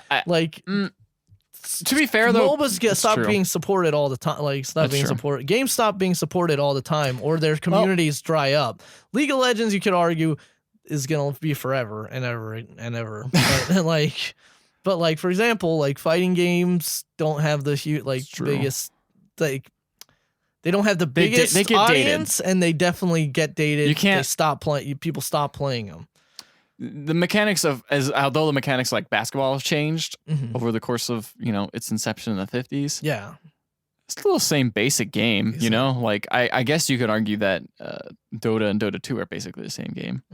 Just better graphics, different stuff. But, I see what you're saying though. Like it's not the timelessness of like, all right, well, we're just gonna play some football in the backyard and have some fun. It's like, no, we're just like, this is how the game is, and there's gonna be some weird logistics they have to deal with. But I mean, it makes sense. I mean, again, like you could argue, oh yeah, well, football players, they have to hone their bodies and they have to be athletes and all this stuff. It's like, yeah, well, if you want to play league at any sort of like competitive high level, you have to be kind of fit, like forever train, and just be like. Well, a lot of people just like actually have like fitness programs as well. Jacks? Yeah, well, I mean, you got to stay healthy. DDP yoga.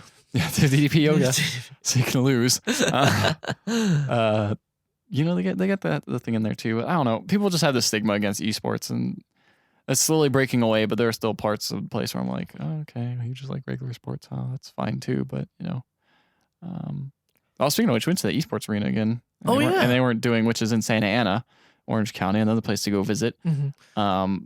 Last time I went there was a weird drug rave going on, but we went again and they were just playing Smash Brothers. Yeah, there was a Smash Bros tournament going on. And it looked like they were streaming it. Some guys were streaming some sort of speed run upstairs too. I don't know. It's a weird place, man. It's a cool place. It's cool. It's weird. I like it. Yeah, like now that I'm more aware of it, I'm realizing things actually of interest are happening there. Like for example, Wednesday night fights. Alex Valle's kind of weekly tournament that used to be at the Super Arcade in Walnut, California, before that shut down, is now being held at the eSports Arena in Santa Ana. And also, Alex Valle is going to be running like a training boot camp for Street Fighter V too. So that's interesting stuff. Maybe I'll show up to that. I could definitely use it, but. That also means I have to go down there on Friday or Wednesday, and it's like... Yeah, that's always the thing is like there's also another like lounge area that opened up near me in, I guess it's not near, but Rolling Heights, it's within driving distance, the KO lounge, and they're always having stuff, and I'm always like, that seems cool, and I could totally go to that, but then I'm always like, I got work, and then I go to that. Being an adult sucks. Like, yeah. Adult sucks. We can't do our cool secret video series. We can't go to esports arenas and play games. That's why, because if you want, only the pros are going there. Pros, that's what they do. That's their life. That's their life. They just go and just kick each other's ass and get sponsored by Red Bull. Sponsored by Razer. Have their sticks break. All right. So wrapping up the news. Do you remember when the Xbox One was first announced? It was like, we're gonna make it so anyone could turn their Xbox One to a dev kit. I don't actually remember. Oh, really? When they said that. They were talking about it for like 3 years. I was more weirded out about I think what the overwhelming stuff when Xbox One came out was the DRM. The Kinect's absolutely necessary, and also you can't share your games on Xbox. Like the dumb stuff. I forgot the Kinect was mandatory. I thought it just came with it. I didn't know it was mandatory. I forgot it wasn't. So they're now allowing it so you can press a button and you can just have your Xbox turn to a development mode, which is cool because now more people can have access to using that. I think it's you need to spend like $20, but it's pretty quick. That's cool. How to what extent can you at all mess up your Xbox if you don't know what you're doing and you go put it in dev mode? I don't think so. I don't think it's not like preview mode or anything. It's just like you can now develop games and like do stuff on it. yeah, it's kind of cool though. It seems like it's connecting through Windows 10, so you can edit stuff through there. Like, oh god, I'm gonna sound like an idiot like explaining this. You can do the thing, the Xbox, and then connect it to the thing on the Windows, and you can make it easy go through too. Make it easy. Make it easy. Make it easy. But I'm glad they finally came up with their promise. I was like, oh yeah, we're gonna do that. Even though from what I've been hearing is that most developers who want to develop an Xbox One, they just ask and they're like, oh, here's a dev kit. So, but now anyone can do it. That weird guy in the basement doesn't want to talk to anyone. It's just like you have to ask. I don't know how to ask. Just do it. Just press the button. Pay the $20. Also it's also for apps. They had Microsoft Build, which was like their little like developer centric thing, and they talked about universal apps. How they're doing like weird, crazy stuff about their apps. So one of them was they're making universal apps so they can run on Windows 10 and Xbox One and like Windows Phone if anyone uses that, tablet, whatever the thing. They had this like converter where they're like, we just stick this thing in and it makes it a universal app and it runs on anything. And I'm like, what? And they're like, yeah, we got crazy and stuck The Witcher 3 in there and it works. And I'm like, what? What? That sounds like witchcraft.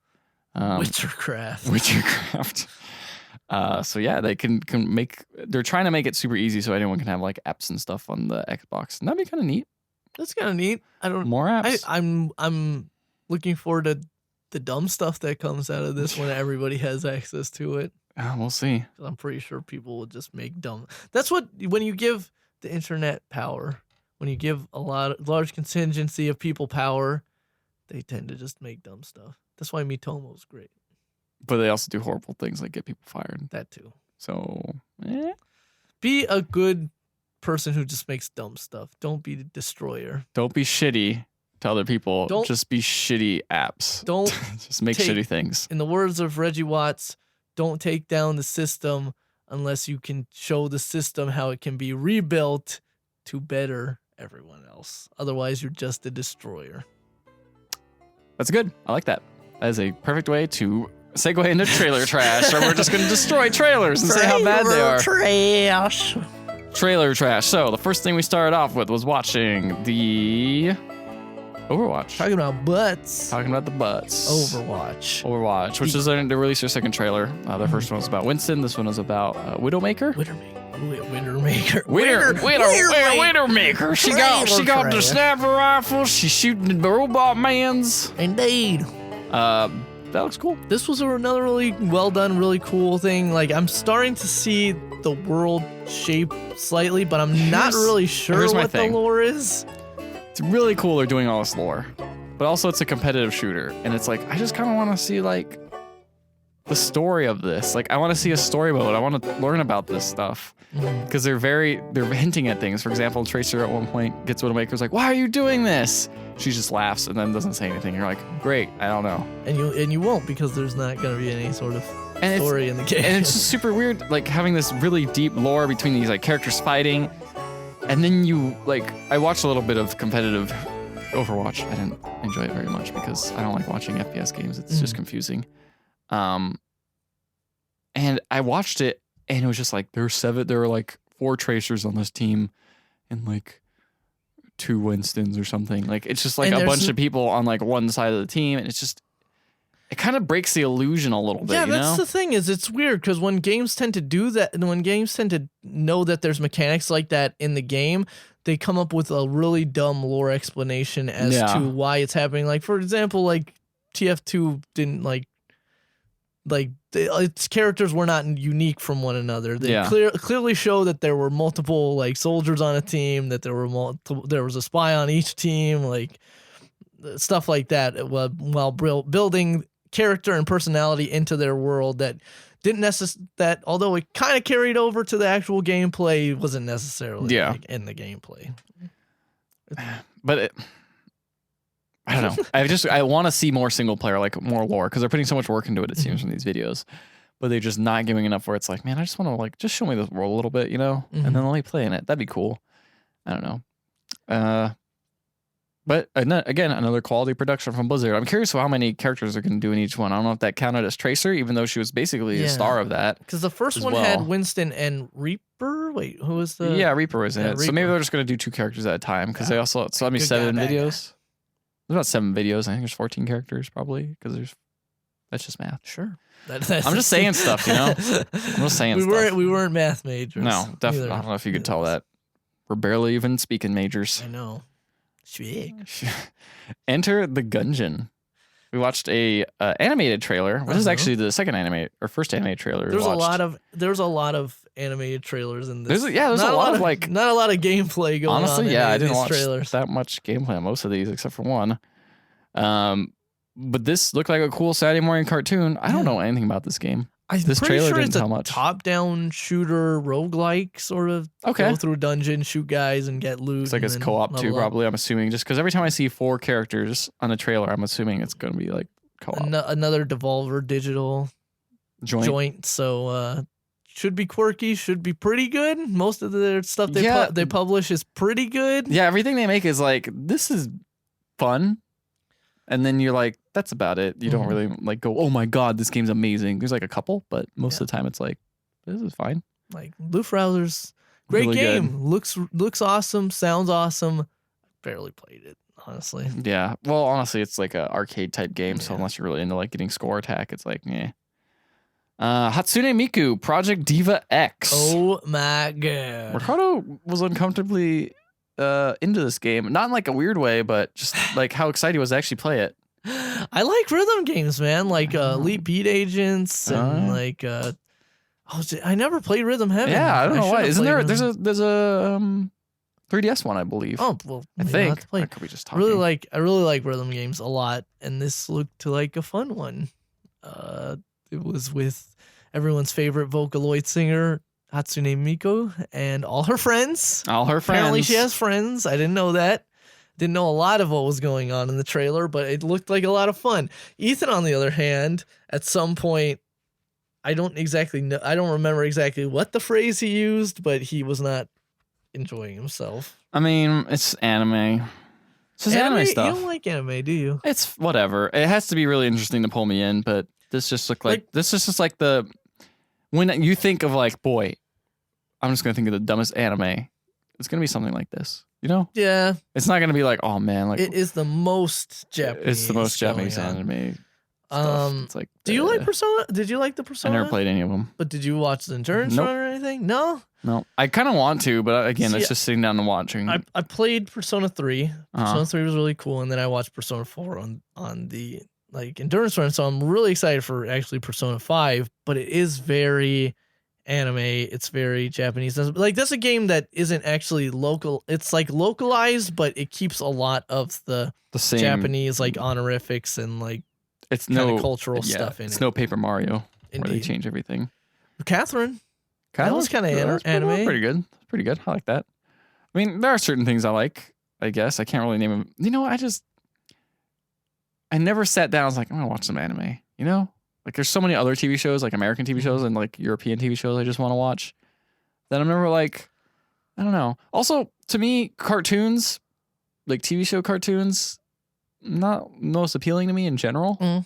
I used to watch. Is it a productions value thing in that it's because it's on TV? They cut a lot of it. No, it's not even a production value thing. It's just I think it's like stems from my childhood when I was only like able to watch cartoons basically. Okay. And I wasn't able to watch like live action stuff. I'm like, live action stuff's so much cooler. So like I don't know. It's like a weird thing like that. It's not like I'm against animation. I like animated movies, but you just saw Zootopia. Yeah, that was great. You have to sell me on it, you know? Like. I don't know. And people just don't come up to you and sell you on like, check out this sick anime. At least not my circle of friends. Right. Yeah, honestly, I'm not the biggest anime fan. I like Miyazaki movies. I like the See, I've never seen a Miyazaki movie. Except for Ponyo. Are you serious? Except for I've told you this, except for Ponyo. I knew there was one friend that never seen any Miyazaki movie. Except for Ponyo. And I liked Ponyo, and then your reaction every time I tell you I like Ponyo is that Ponyo's garbage. It is. It's the worst Miyazaki. Well, there's probably one that's worse, but it's definitely his worst. Lesser one. Fireflies. No, that's a sad movie. I haven't seen that. I don't want to feel depressed forever. Man, that's weird. Huh? That's like, well, see that, and I feel like that is just the animation style of anime, but the story itself. There's weird stuff in those movies. I like just transcend, man, you know? I like a lot of dumb like fighter animes. Like I like Dragon Ball Z. I'm not like a huge fan like some people. I love Fist of the North Star. That's like one of my favorites. I like Pokemon as a kid. Yeah, Pokemon, of course, but also like the only like transcendent anime that I actually like is Fooly Cooly. If you've ever seen that, isn't that like full anime though? What's up? Like I think Matt was telling me that Fooly Cooly is like just full on anime. Yeah. Like that's just full on anime. Full on anime. Yeah, no. Okay. It's not like one of those things where it's like, all right, bro, try this little anime. It's soft. It's not going to be full anime. It's just a little bit, little taste. No, but Fooly Cooly it's just so nuts. You got it. Oh, it's just, okay. Here's the thing: is I played Asura's Wrath. Mm-hmm. That game's full on anime. Yeah, but it's nuts. But it's not. It's 3D. I think I like the nuts stuff. Yeah, Fooly Cooly is nuts in such weird ways that. It was like my introduction to anime, and I love it. I think my problem is just too much emotions in anime. Everything's overblown and nuts. Mm-hmm. But I don't care about their emotions because I don't care because they're so overblown. I can't relate to them. Mm-hmm. And when I watch something, I probably like Fooly Cooly, where everything is just blown out of proportions. There's some pretty really deep emotional vibes in it. Honestly, kind of made me emotional the first time I watched it. Maybe it would work, but. Like Asura's Wrath is just dumb. Yeah, I like that's just dumb garbage. I'm just mad. I'm mad. I'm just punching dudes, and it's just ridiculous. I mean, that's what Fist of the North Star is. It's just like, I'm Kenshiro. I'm emotionless. I'm gonna punch a guy. His head's gonna explode because I punched the nerve in like his nose. Yeah. That sounds all right. We're off. All right, we're off talk with anime. There is a Rhythm Heaven game for 3DS coming out. It's already out in Japan. It's supposed to come out in North America this year, though. Wow, you go, big guy. Doom. You told me this trailer was directed by somebody, but then you never told me who it was directed by. Was it? I'm gonna take a guess. Was it Neil Blomkamp? Did he direct this? I think you might be right. Because it looks kind of like his style. Let's see. No, Tron Legacy director. Who is that? Hold on. Who's that? Oh God, the site is broken. The internet is broken. Oh, we'll never find out. But anyway, this was a Doom live action trailer. Again, no gameplay in it whatsoever. Joseph Kaczynski. Got it. Joseph Kaczynski. That sounds right. Tron Legacy. Guess what? He should make a Doom movie because this trailer was rad as hell. Yeah, seriously, like. It was just just get the Rock out of there and make it about actual demons as opposed to going to Mars or whatever. Mm-hmm. The Doom movie had so much potential, man. Mm-hmm. And there was one really great sequence in it, and then the rest of the movie is kind of dumb, but it was dumb, fun. But I mean, it's fun compared to the rest of the movie, which is I gotta take a shit. Good line. Oh God, why did I click this link? The Rock being a bad actor. Yeah. Because this is early Rock before he knew how to actually act. Yeah. And he was called The Rock as opposed to Dwayne The Rock Johnson. Indeed. Who's going to take out a flamethrower and set fire to his own name. And then be like, can you smell what The Rock is cooking? Killer Instinct Season 3 trailer? If every other trailer was about just animated stuff, this trailer was just gameplay. This trailer is just gameplay and showing features, which I kind of appreciate. Yeah. Because it's refreshing from just like Doom. Look at this live action trailer. Can I scream?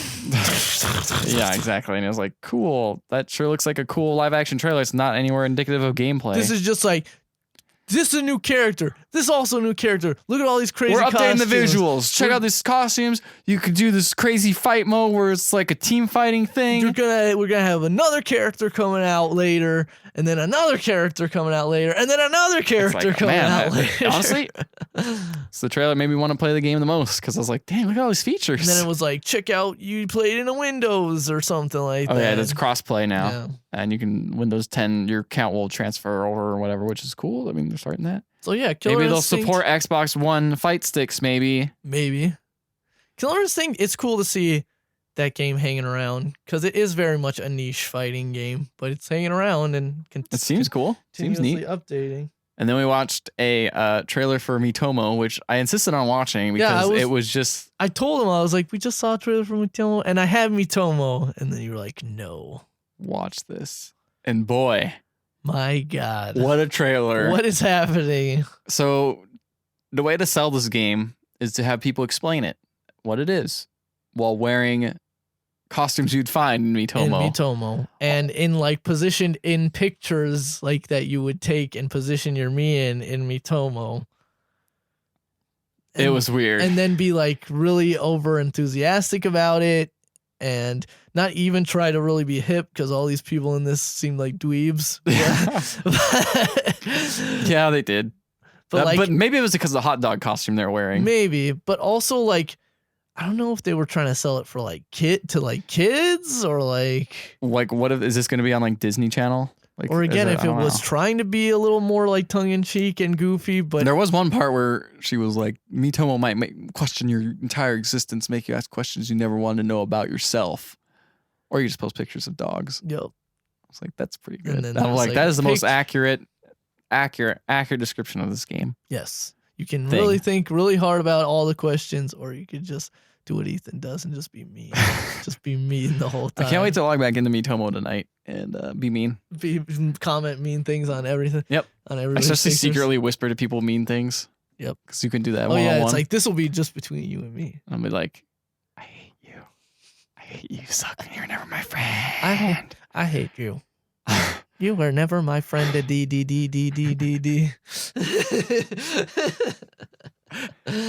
Oh, perfect. Dark Souls 3. There's another animated trailer. And man, Metalocalypse. That's what it felt like. This was directed by Eli Roth, who directs horror films and occasionally is an actor in films. Yeah. He was in Inglourious Bastards. Yep. And typically I don't like his movies because he's kind of he's like Quentin Tarantino without the charm. Yeah. Like he's very gratuitous about everything, but again, he doesn't have the same kind of writing chops or charm as Tarantino. Like he's very visually good director as this trailer shows, because this is a pretty boss trailer. It was pretty cool. I have to admit, it looked like Darkest Dungeon mixed with I want to say what's the animated Dragon's one? Lair. Dragon's Lair. Dragon's Yep. Lair. It looked like a combination of the two, where it's just like, it's Dragon Lair, kind of fun, animated, but it has dark lines on everything, and everything looks garbage, and then everything gets very brutal and scary, and there's a part with deer that get melted, which is kind of awesome. Yeah. There's the dude, he's like a knight. He's like going through like kicking down doors and going through all this stuff. And then he runs into these 3 hags and they're like, drink this. And he's like, I ain't drinking that. And then he tries to leave and they're like, nah, you really should drink this. And he like gets sucked into the ground. No, and they get sucked into the ground. Now he's just a head. And then there's a bunch of crows and they're like pecking his skin and his eyes off. And then they drop the whole like cauldron down his throat. And he becomes a big old monster. And it's all crazy. And it's like, that's how Dark Souls boss was formed. Yep. By crazy witches. Just crazy witches. You hyped for that game, dog? You gonna buy it? Pretty hyped up, but I don't know if I want to buy it straight away. You never do that with Souls games. You always kind of wait. I do wait. Even with Bloodborne. Yep, every game you kind of like, oh, I'll get this later. Yeah, and then I usually play about a third of the game, and I'm really hyped up about it, and then I take a break, and you say, I'm gonna get back into it, and I take a break, and I realize, oh my God, I'm so out of practice. I'm in a really difficult part. I don't want to jump back into this game. And then I never do. That happens every single time. I should just try it. Like, what's the worst that can happen? I just die. Yeah, the thing is, you never all my souls or blood echoes. No. Honestly, I don't know how the game works. It's not. Yeah, that's. But see, this is really cool because I think part of the cool thing about Dark Souls is the sort of hidden story, and also the aesthetic is great in Dark Souls. And I think people too often just focus on the fact that the games are hard. They're not, honestly. They're hard, but you can play them. Yeah, that's the thing is, a lot of people, they say it's like, okay, oh man, the game looks too hard. And it's like, once you learn the mechanics, it's like doable. It's challenging. Mm-hmm. But some people don't like to be challenged, as seen as last week. That's true. Parker does not like to be challenged. Parker, any game that he's challenged at doesn't like it. But he doesn't like Walking Dead, which has no challenge. Yeah. And also Halo can get pretty challenging if you set up the difficulty higher. But maybe he just plays on Babby mode every time. He does. He told me. Wow. I don't know, man. To each their own. He could turn on that walkthrough on Hitman mode, you know? Yeah. Hitman, the walkthrough man mode. He would probably like that, actually. Yeah, maybe. Suggest it to him. Or Parker, if you're listening, he's not listening because he never listens. He just admitted last week he never listens to the podcast. Yep. But yeah, Play it on with all the baby stuff on. All right, I think that's gonna do it. What was the trailer trash winner? Trailer trash winner. Geez, there's some pretty good ones this week. Yeah, they were all good trailers. I'm gonna say Miitomo. Well, except for that, I was gonna say they're all good trailers. Except for that. Well, that's why it stood out because of how bad it was. I guess. And weird and just off the wall. I liked the Doom and Dark Souls one. I'm gonna give it to Dark Souls though, just because I'm more excited to play that game than Doom. Dark Souls are pretty sick. Yeah, I would give it to that if Miitomo wasn't weird. Best thing Eli Roth ever directed. Dang, hot fire, dude! Hot fire like that beast was breathing. That and the trailer that he did in Grindhouse for Thanksgiving. Oh, I never saw Grindhouse. Oh, that's great. We should watch Grindhouse. That should be the next thing. This should be the next bro thing we do together. Grindhouse. That's the double feature, right? Yeah. It's like 3 hours long. I heard it wasn't that good. This podcast is over. Okay, well, see you guys later. Have a nice weekend or whatever you do whenever you're listening. Friend some people on Miitomo. Friend people on Miitomo. Go to our Facebook. You like us there. Check us out on Twitter. Check us out on our website at pixellegends.com. That's with 1 L. We don't really have content coming up, I don't think. Maybe we do. I don't think there's anything in the pipeline. Not in the pipeline, right but we could definitely make some stuff. It's kind of tough when Matt's gone. Yeah. Me and Ricardo haven't really figured out anything. Why are you unbuttoning your shirt, dude? For some reason my shirt can't. Just like fake buttons. Those are fake buttons? I guess. You were just teasing me of something that'll never happen. Yep. So check us out there. We got I have a new Evo video out. I guess that's something that came out. If you haven't watched any of the Mario Breakers episodes, watch them. There's 4 episodes. I gotta make a new level for Matt before he gets back, so he can have a nice welcome gift. That's gonna be interesting. Listen to some spoiler casts. We got one for Game of Thrones. We got one for what else? Firewatch. We got some Life is Strange. Oh, speaking of weird things, speaking of Firewatch, Will Smith from Tested, he released this new, I guess kind of like interview. I'm not 100% sure. It's like an interview tool for VR because he's quit testing the VR stuff now. And this, the tool's weird. So it's like you sit down and it tracks your arms and your head and you can talk and it kind of like, I'm not sure if it lip syncs your movements or whatever, but it's like a weird interview, like VR thing. Okay. And, it was like, okay, this is weird, whatever. Is the purpose to like see if you're doing weird mannerisms while you're talking? Well, yeah, kind of. And you can watch through VR, or you can have like what someone did is they just posted their experience of watching it on YouTube, which wasn't as great, but I imagine being there would be kind of neat sitting there. And because they're just 3D characters, they're very weirdly polygonally animated, super heavy on the polygons, low texture sort of thing. Okay. Anyway, the cool thing that I thought was really neat is they actually uploaded some of the assets, the Firewatch Tower, and then they all teleported into the Firewatch Tower, and they had the developers there. What? And they were talking in VR and like picking stuff up and like, check out this guitar, isn't this cool? And they're like throwing it around and stuff in Firewatch, and they're like talking about, like, oh yeah, this is so much different seeing it in VR and then walking around with it in the actual Firewatch engine where everything is like seems kind of small. In the VR, like the way all the characters are scaled, it seems like a huge, luxurious, pretty large cabin. It was weird. The future is here. It was super weird and kind of neat because they were just like, what was the fireman guy? I got Smokey Burns or something. I don't know his name.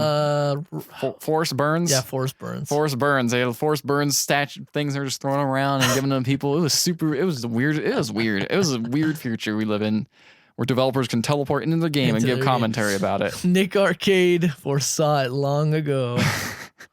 And that'll do it for the Pixel Podcast. I almost said the Pixel Legends Podcast, but I didn't because I'm a professional. Indeed. And professionals always call out their mistakes on air. Who cares? Who cares? All right, guys. Thanks for listening, and see you later. Trick.